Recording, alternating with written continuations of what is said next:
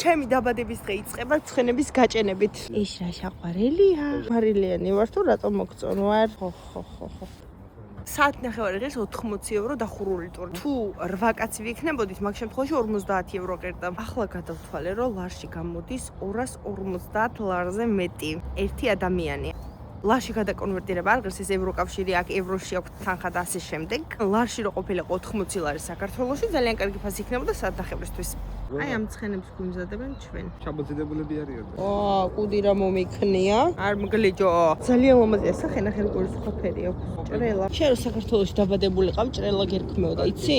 უნდა ვუთხრა რომ მე კარგად არ ვიცი ცხენის და კარგად კი არა, საერთოდ არ ვიცი ცხენის დანება და ცოგი, ცხენებსაც კი უყვართ მომხერება და შენ რა გჭირს? ვაიმე, მე ვუთხარი რომ არ ვიცი ცხენის მართვა, მაგრამ ამიხსნეს ნილა გამოწია თუ გინდა რომ გაჩერს და თუ გინდა რომ წავიდეს აქ ფეხი მიკარიო. ლაშამ კი იცის ტარება ცხენის და მე ვიკითხო. ძლივობით დავდივარ.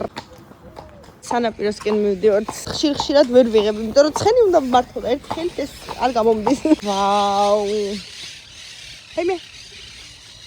ვაიმე, გზას ავსვით. ძალიან კარგი, ეს ცხენი ძალიან ფიცხეო, თვითონვე გვითხრა. ლაშა მოგწონს? ცოტა არ იყოს ფეხები წამეყინა. ისე მაჩია. ნიავი მიქრის ყველა მხრივ. აქეთ, ცხენო აქეთ. უკან წავედი, თვიმე, აქეთ მე, გოგო, აქეთ, რა გჭირს? ვერ მაგებინებ. ძალიან კარგი ტური გამოვიდა. ეს ცხენი არის უსაყვარლესი და უკარგესი. გალიფე მტკივა თუ ფეხები აი ამ ადგილას ძლივს დავდივარ, შენა რა? ჰა? კარგად.